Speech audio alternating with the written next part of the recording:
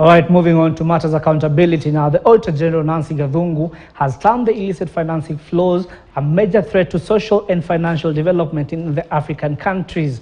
Now, speaking at the launch of the coordinated regional audit on illicit financing flows in Nairobi, Gathungu has challenged other supreme audit institutions across Africa to prioritize prevention and disruption of corruption and put in place effective disaster management systems in order to secure public resources. Developing countries, and in particular Africa, continue to bear the brunt of illicit financial flows. According to the Tax Transparency in Africa report of 2022, Africa loses in the range of $50 to 80 billion through illicit financial flows.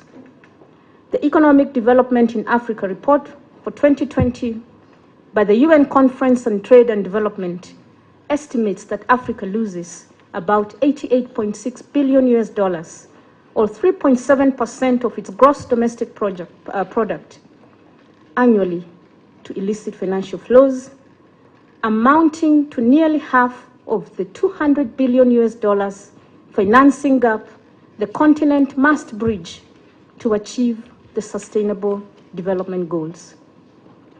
As Supreme Audit institutions, through the audits we carried out on COVID-19 and other related crises, we have observed that responses to disasters increases the opportunity for corruption and illicit financial flows due to the more relaxed safeguards and override of controls.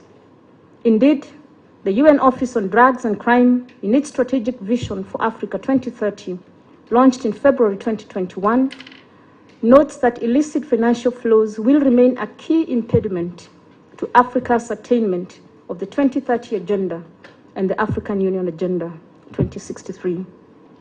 And therefore, my colleagues, the prevention and disruption of illicit financial flows is critical to sustainable development in Africa.